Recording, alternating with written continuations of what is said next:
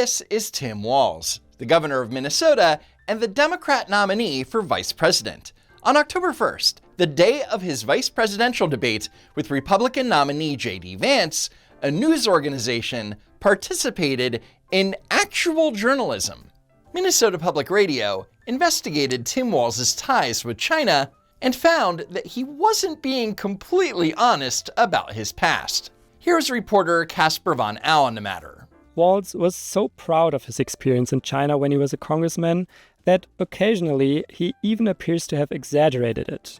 Like when he commemorated the Tiananmen Square massacre of June 1989. As a young man, I was just going to teach high school in Foshan in Guangdong, and was in Hong Kong in May of 89. And as the events were unfolding, several of us went in, and I still remember the train station in Hong Kong. There was a large number of... But newspaper articles published at the time make it appear unlikely that he was in Hong Kong that May. One from mid-August quoted Walz and said he was leaving for World Teach in a few days. And years later, Walz sat down with Pod Save America and said that he was in Hong Kong the day of the massacre. But I was in Hong Kong when it happened. I was in Hong Kong on June 4th when Tiananmen happened. Yeah. But Tim Walz was lying. Again. And we know this because on April 13th, 1989, just 2 days before the initial protests in China began, it was reported that Tim Walz was accepted as a World Teach China volunteer, and that he was planning to leave in early August and spend at least a year in China. Which I find a little weird because in May 1989, it was reported that Tim Walz was going to take over running the storeroom at the National Guard Armory in Alliance, Nebraska. Didn't realize you could just come and go as you please. Maybe it's a remote job, I don't know. Then on August 11th, 1989, it was reported that Walz had about given up being able to participate because of the student revolts. So Tim Walz told newspaper reporters that he was going to China in August 1989 and was worried that he wouldn't be able to go because of the protests. But then later, he had the audacity to claim that he was in China months earlier, despite photographic evidence to the contrary. So shockingly, Governor Walz was asked about it at the vice presidential debate. I couldn't believe it either. Governor Walz, you said you were in Hong Kong during the deadly Tiananmen Square protests in the spring of 1989.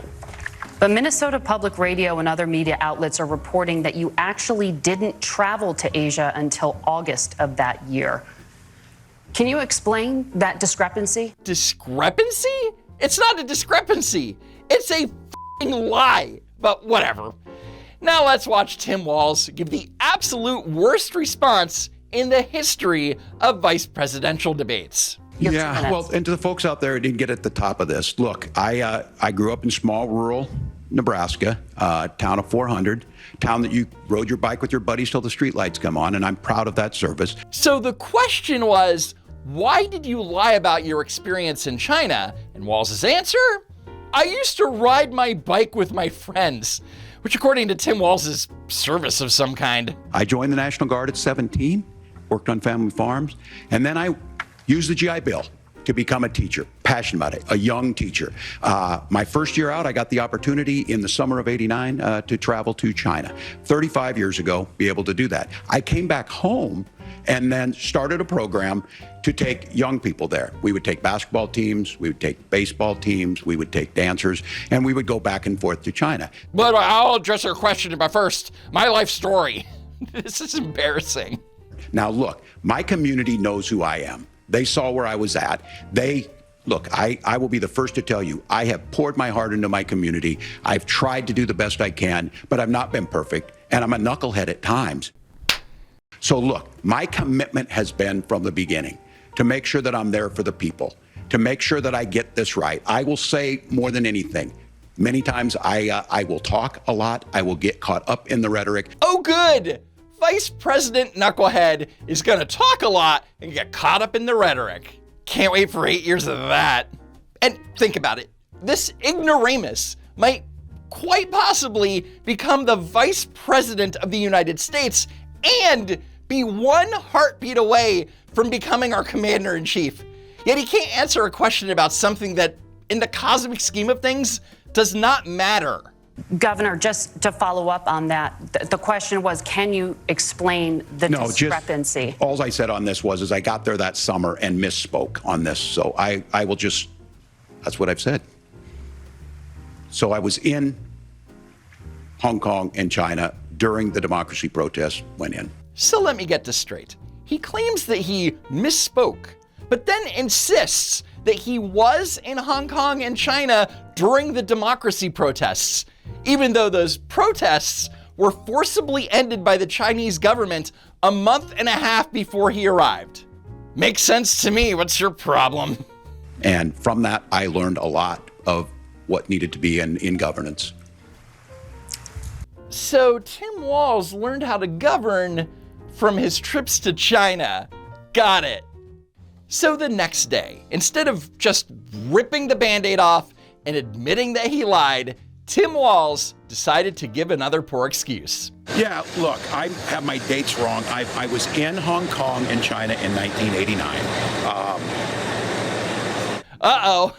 Sounds like Tim Walz is about to get caught up in his own rhetoric again.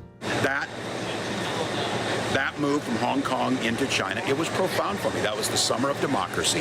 I said it's where I understood how sacred democracy was. It's what encouraged me, about 15 back and forths with my students, taking them to China to understand both, first of all, the culture, but also to teach Chinese students about democracy.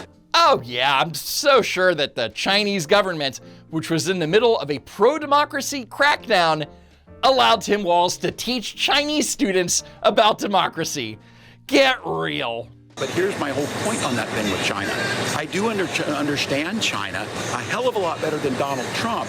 Donald Trump? He's just an international businessman and a real estate mogul and a former president. I mean, how could he possibly understand China more than a guy who taught English as a second language to Chinese middle schoolers for a year?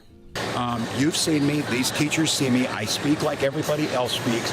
I need to be clear, I will tell you that. You don't need to be more clear, Timmy. You just need to stop lying.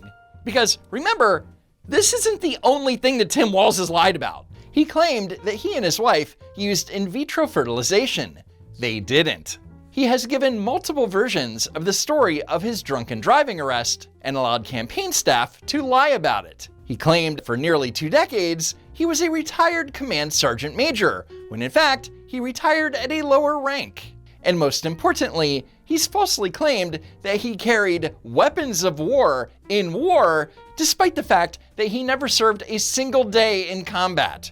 I'm retired Sergeant Major in the Army National Guard. I've been voting for common sense legislation that protects the Second Amendment. We can make sure we don't have reciprocal carry among states, and we can make sure that those weapons of war that I carried in war is the only place where those weapons are at. Congressman Tim Walz, also a member of the Armed Services Committee and Veterans Affairs, Democrat of Minnesota, highest-ranking enlisted soldier ever to serve in Congress, enlisted in the Army National Guard at 17 and retired 24 years later as Command Sergeant Major and served with his battalion at Operating Enduring Freedom in Afghanistan.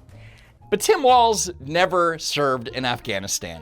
He could have and should have corrected the host and said, well, to be clear, I didn't serve in Afghanistan, but that would require having character. I want to ask you a question about how you've described your service in the National Guard.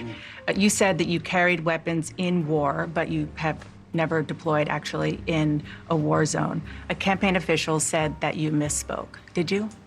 Well, first of all, I'm incredibly proud. I've done 24 years of wearing the uniform of this country. Equally proud of my service in a public school classroom, whether it's Congress or the governor. My record speaks for itself, but I think people are coming to get to know me. I speak like they do. So Tim Walz's excuse for lying is, I speak like everybody else.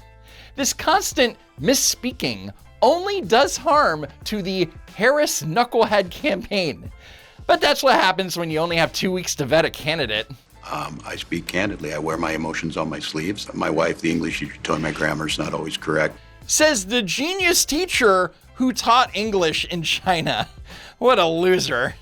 Anyway, that's it for now. Please do follow me on X at Don't Walk Run. A special thanks to Poofy for her help with this week's script. And I'll see you next time. if there is next time.